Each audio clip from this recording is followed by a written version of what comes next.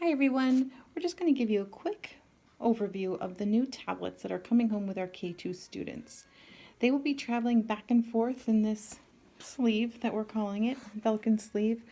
We are expecting the students to bring this device to and from school every day. So every night make sure it's in their backpack to go to school, and at school we'll make sure it's in their backpacks to head home.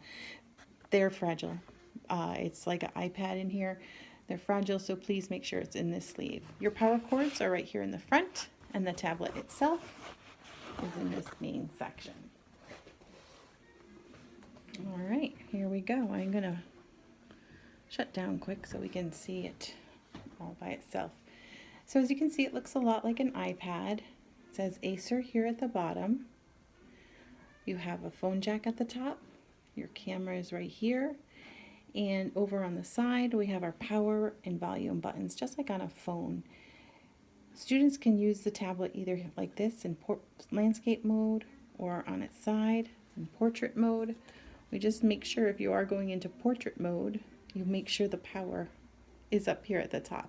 We've had this happen already that, oh, it turned off, and oh yeah, we got to turn it that way. So just watch that one. User error on that one that I've discovered. So that's the tablet itself. We'll power it on and see what it looks like. All the students are being sent home with their Google IDs, and the main screen is going to give you two options. I'm going to close up here. Blue sentence, sign in with a different account. Parents, you would use that option. Second grade students, some of my first grade students are actually already doing a great job typing their email addresses. And if you want your student to keep going with that, you would choose that option, sign in with a different account. Here, I love that they give us the @egcs.org, so you don't have to worry about typing the @ symbol with your child, but you click in the box to get your keyboard and numbers. Students will need to be shown this, that the numbers are right here, because the first part of their email address is the year they graduate. So they would type their number, come back here and type their email all the way up to the 1, and then you'd hit next to get to the next page to do the ID. Tip, you do not have to use capitals in that email address. I don't know why they don't tell you that or type it without capitals, but you don't need them. But just so students know, to make a capital, we use our arrow here, back and forth between the number and the alphabet.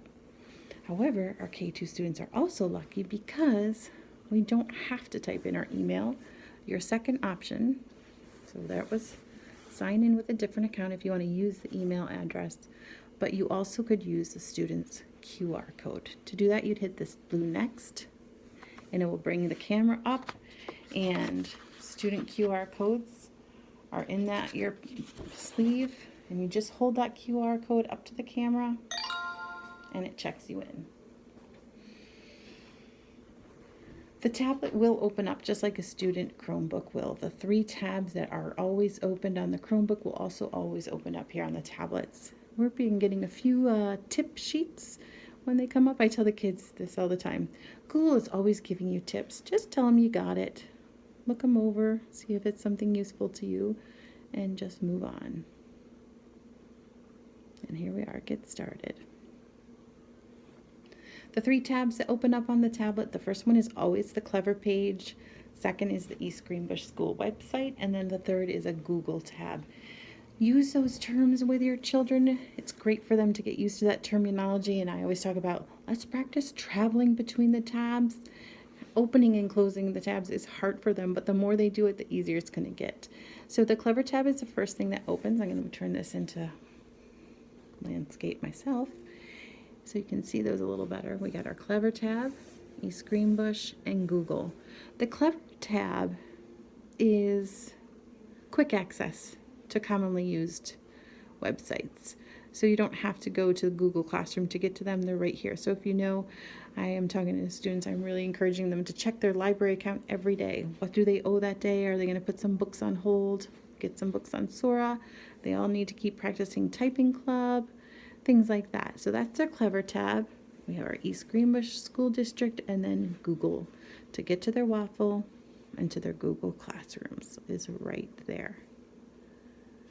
So that's it. Again, it's very much like the Chromebook, smaller. Students will definitely need to get used to using the keyboard right there on the screen. To get to that keyboard, all you have to do is click in a text box and it will appear down below. I think I covered everything. If we missed anything, send an email. Answer them as best you can. Again, bear with us because we are new at these as well. There is a code if you're having it breaks or something is wrong, it's not working. The same technology number that you use for the Chromebooks, you will call that number and people will get back to you as soon as you can to rectify those situations. Sign out and just show you or sign in one more time just to make sure we're all on the same page. If more than one person is using the tablet, usually you can add a person on at the bottom.